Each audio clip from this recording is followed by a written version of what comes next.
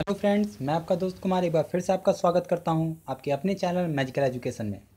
दोस्तों, एक बार फिर से मैं आपके लिए यूपी टेट का पेपर लेकर आया हूं और ये पेपर है 2013 का।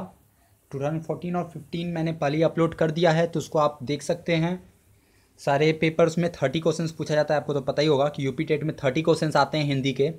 तो उन्हीं का सबका मैंने सॉल्यूशन किया हुआ है, मतलब आंसर लेकर आया हूँ ताकि आपको पेपर का एक सेट मिल जाए, उसके आंसर्स मिल जाए। तो वीडियोस देखते रहिए, बाकी वीडियोस भी देख लीजिए, प्लेलिस्ट चेक कर लीजिए, वीडियोस देख लीजिए। और इसी तरीके की वीडियोस और भी आप चाहते हैं तो सब्सक्राइब कर लीजिए चैनल को, नोटिफिकेशन बेल ऑन कर लीजिए ताकि आप पे टाइम टू टाइम वीडियोस आते रहें। वीडियोस पसंद आए तो लाइक कीजिए और वीडियोस देखते रहिए, प्लेलिस्ट चेक कर लीजिएगा ताकि आपके काम के जो भी वीडियोस होंगे वहाँ से आपको मिल जाएंगे। ये 2013 का पेपर है। चलिए सॉल्व करते हैं इसको। सारे 30 क्वेश्चंस देखते हैं क्या है, क्या पूछा है।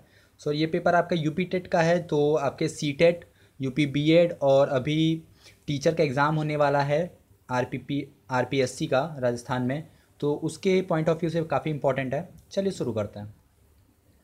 पहला क्वेश्चन दोस्तों है कि चंदायन के रचयिता हैं।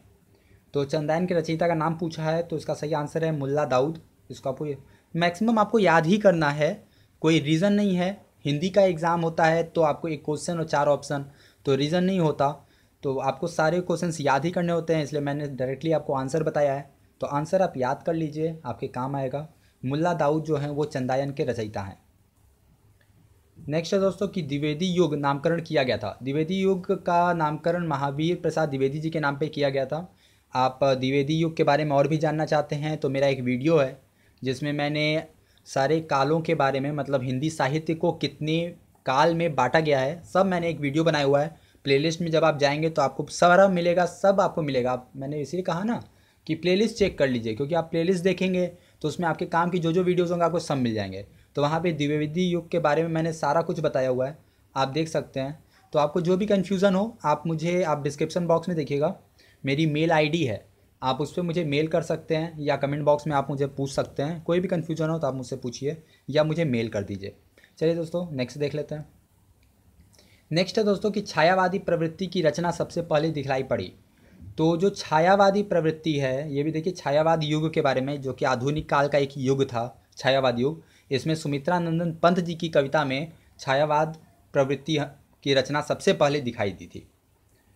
नेक्स्ट है कि एक दूसरे से भिन्न भिन्न नए नए विचारों एवं रचना शैलियों के जो 7 कवि प्रयोगवाद के कवि के रूप में प्रसिद्ध हुए, उनकी कविताओं के संग्रह का नाम क्या है। तो उनकी कविताओं के संग्रह का नाम है तार सप्तक।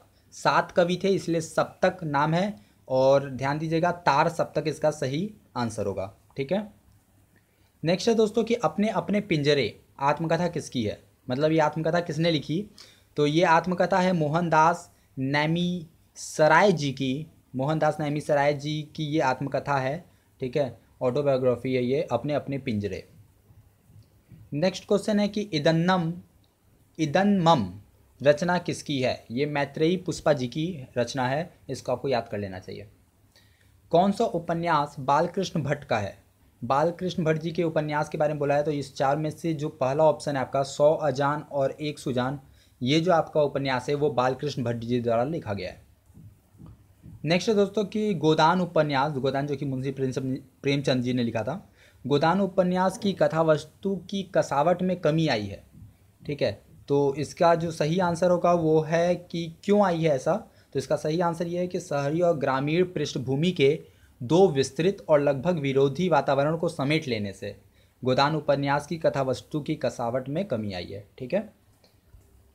नेक्स्ट है कि कवि केशव दास की कौन सी कृति अपने वर्ण्य विषय की अपेक्षा छंदों की विविधता से भटक गई, ऐसा लगता है कि वो भटक गई है। तो रामचंद्रिका है केशवदास जी की कृति, जो कि छंदों की विविधता से भटक गई है, ऐसा लगता है। नेक्स्ट है दोस्तों कि विभावानुभाव व्यभिचारी संयोगदारस निष्पत्ति, ये सूत्र किसने दिया था। तो सबसे पहले जब रस के बारे में बात हुई थी तो सबसे पहले भरत मुनि ने ये सबसे पहला यही सूत्र दिया था रस के बारे में। आप मेरा रस का भी वीडियो देख सकते हैं। ठीक है, काफ़ी लोगों द्वारा पसंद भी किया गया है, तो आप प्लेलिस्ट में जाके चेक कर लीजिएगा, रस का वीडियो मिलेगा वहाँ पे, उसमें मैंने बताया हुआ है और आपको और भी सारे डिटेल्स मिलेंगे, तो उसको देख लीजिएगा। कोई कन्फ्यूज़न होगा तो मुझे आप मेल कीजिए या कमेंट बॉक्स में बता दीजिएगा, तो मैं आपको रिप्लाई कर दूँगा। नेक्स्ट है दोस्तों कि आदर्श हिंदी शिक्षक के लिए आवश्यक है। क्या आवश्यक है दोस्तों? व्याकरण का ज्ञान होना आवश्यक है। ठीक है, कोई अगर हिंदी शिक्षक है तो वो एक आदर्श हिंदी शिक्षक हो, इसके लिए व्याकरण का ज्ञान होना सबसे ज़्यादा जरूरी है। नेक्स्ट है दोस्तों कि नाटक शिक्षण की उपयुक्त विधि है। जो नाटक शिक्षण की सबसे उपयुक्त विधि है उसको कहते हैं कक्षाभिनय प्रणाली। मतलब कक्षा में अभिनय करने की जो प्रणाली है, कक्षाभिनय प्रणाली। ठीक है, तो ये है नाटक शिक्षण की उपयुक्त विधि। नेक्स्ट है लोक मंगल की भावना का सर्वश्रेष्ठ कवि इनमें से कौन है? लोक मंगल की जो भावना का सर्वश्रेष्ठ कवि थे वो थे गोस्वामी तुलसीदास जी। इन्होंने ही रामचरितमानस लिखा था। तो गोस्वामी तुलसीदास जी लोक मंगल की भावना के सबसे श्रेष्ठ कवि में से एक थे। नेक्स्ट है दोस्तों कि निम्नलिखित में से दंतव्य वर्ण है, दंतव्य वर्ण त वर्ण है। आपको इसको ध्यान देना होगा, इसमें द स्टार्टिंग में जरूर है लेकिन द नहीं होगा, यहाँ पे त होगा, तो इसको याद कर लीजिए क्योंकि ये इंपॉर्टेंट क्वेश्चन है। नेक्स्ट है दोस्तों कि निम्न में से तत्सम शब्द है दुग्ध। जो दुग्ध है वो एक तत्सम शब्द है, तो आपको इसको याद कर लेना चाहिए। नेक्स्ट है दोस्तों कि हिंदी शब्दकोश में पहले आने वाला शब्द है। मतलब देखिए चारों आप ऑप्शन देखिए तो चारों व से स्टार्ट होते हैं, तो चारों में से कौन सबसे पहले आएगा? तो व के बाद देखिए तो क है, र है और ग है। तो जाहिर सी बात है व चारों में है तो व तो पहले आएगा ही, फिर क आएगा, फिर ख आएगा, ऐसे आता है ना। तो क में आपको दो ऑप्शन मिलेंगे, ए और सी। तो पहले में देखिए तो आधा क है और दूसरे में पूरा क है। ठीक है, पहली चीज़ ये हो गई। दूसरे में और फिर ये भी देखिए कि दूसरे में र भी लगा हुआ है, वक्र, क के साथ र भी लगा हुआ है, और पहले वाले में कोई नहीं है, सिर्फ आधा क है, इसीलिए जो पहला वाला वक्त है वो हिंदी शब्दकोश में सबसे पहले आएगा। नेक्स्ट है दोस्तों कि मोक्ष की इच्छा प्राप्त करने वाला वाक्यांश के लिए सही शब्द है। मतलब मोक्ष की इच्छा प्राप्त करने वाले को क्या कहते हैं? तो उसको मुमुक्षु कहते हैं। जिसको मोक्ष की इच्छा है उसको मुमुक्षु कहते हैं। हिंदी शब्दकोश में अन किस वर्ण से पहले आता है? जाहिर सी बात है आपको स्वर के बारे में पता होगा। आप एक और वीडियो मेरा देख सकते हैं जिसमें मैंने स्वर और व्यंजन पूरा बताया है। वर्ण विचार के नाम से वो वीडियो है जिसमें मैंने स्वर, व्यंजन और भी बहुत सारी चीज़ें होती हैं उसमें मैंने बहुत ही डिटेल में आपको बताया है। आप वो वीडियो देखिएगा प्लेलिस्ट में जाकर, तो आपको पता चलेगा कि जो अन होता है वो अह के पहले आता है। ठीक है, तो आपको आपके हिसाब से ये स्वर है, लेकिन मैंने आपको वहाँ पे बताया हुआ है कि अन और अह स्वर नहीं होते हैं, तो आप ध्यान दीजिएगा, वहाँ पे अच्छे से पढ़िएगा उसको। खैर, यहाँ पे जो पूछा है कि वो ये पूछा है कि किस वर्ण से पहले आता है, तो अन अह, तो अह से पहले अन आता है। ठीक है, तो इसका अह सही आंसर। उपकार को न मानने वाले के लिए एक शब्द लिखना है, तो कृतघ्न, ये सही वर्ड है। उपकार को न मानने वाले को कृतघ्न कहते हैं, तो इसका ए ऑप्शन सही होगा। ताजमहल किसका अद्भुत नमूना है? ठीक है ना, तो चार ऑप्शन दिया हुआ है, तो इसका सही ऑप्शन है स्थापत्य कला का अद्भुत नमूना है। मतलब ताजमहल जो था वो कौन सी कला है, आप ऐसे भी इसको याद कर सकते हैं, तो ये स्थापत्य कला है। नेक्स्ट है दोस्तों कि क्या व्यक्ति को किंग कर्तव्य विमूढ़ बना देती है? तो दुविधा, दुविधा मतलब जो आपको कन्फ्यूज़न हो ना, कन्फ्यूज़न, दुविधा जो होती है व्यक्ति को किन कर्तव्य विमूढ़ बना देती है। ठीक है, नेक्स्ट है दोस्तों कि लेखक के अंत में कौन सा प्रत्यय लगाए? तो अक लगाए। आप देखिए लेखक बोलिए, लेखक, लास्ट में अक आएगा ना, तो अक प्रत्यय लगा हुआ है लेखक में। ठीक है, नेक्स्ट है कि निम्न में से कौन सा पाठ्य पुस्तक का गुण नहीं है? अशुद्धता। अशुद्धता जो है वो किसी भी पाठ्य पुस्तक का गुण नहीं होता है। ठीक है, वो अवगुण होता है। सबसे बड़ी चीज़ तो यही कि अशुद्धता है। ठीक ना। नेक्स्ट, अन्या से अनन्या किसकी रचना है? ये प्रभा खेतान जी की रचना है, अन्या से अनन्या, तो इसको याद कर लीजिए। नेक्स्ट है दोस्तों कि निम्नलिखित पंक्तियों में से कौन सा अलंकार है? फूले का सकल मही छाई, जनु बरसा ऋतु प्रकट बुढ़ाई। देखिए दोस्तों यहाँ पे जनु शब्द यूज हुआ है। मेरा एक और वीडियो है, फिर से मैं वही कहूँगा कि प्लेलिस्ट चेक कीजिए दोस्तों। प्लेलिस्ट तो हमेशा टाइम टू टाइम चेक करते रहा कीजिए, क्योंकि वहाँ पे बहुत सारे वीडियोस आपको मिलेंगे आपके काम के। हिंदी का, इंग्लिश का, जो भी आप सब्जेक्ट देखना चाहें, सबके अलग अलग फोल्डर्स बने हुए हैं। आप उसको चेक कीजिए, वहाँ पे आपको अलंकार का एक वीडियो मिलेगा, उसमें मैंने बताया है, सारे अलंकार के बारे में मैंने बताया है। तो जब भी जनु, जानो, जनहू इस तरह के अगर शब्द आते हैं तो वहाँ पे उत्प्रेक्षा अलंकार होता है, तो यहाँ पे आपका बी ऑप्शन सही होगा। नेक्स्ट है दोस्तों, अमीय हलाहल मद भरे सेत श्याम रत्नार जियत मरत, झुकी झुकी परत जेही चितवत एक बार। ये जो पंक्ति है वो किस कवि ने लिखी है? तो ये इसको लिखने वाले हैं रसलीन जी।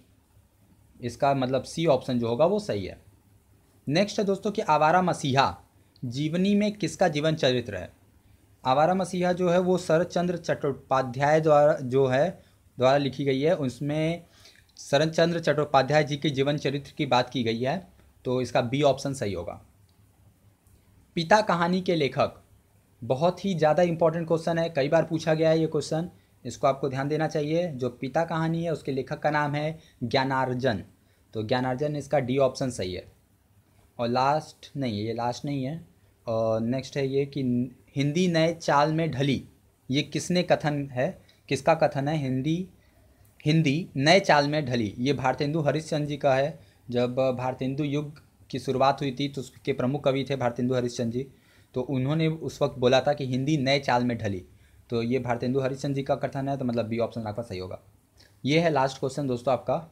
हम दीवानों की क्या हस्ती है, आज यहाँ कल वहाँ चले, ये पंक्तियाँ किसकी है? तो ये पंक्ति है दोस्तों भगवती चरण वर्मा जी की, इसको याद कर लीजिए। तो ये थे दोस्तों 30 क्वेश्चन। आप बाकी भी पेपर देख लीजिएगा, 2014 2015 सारे पेपर्स मैंने अपलोड किए हुए हैं, सबको देखिए, सारे क्वेश्चंस देखिए, उसके आंसर्स देखिए, प्रिपरेशन कीजिए, अच्छे से प्रिपरेशन कीजिए और एग्ज़ाम में अच्छा कीजिए।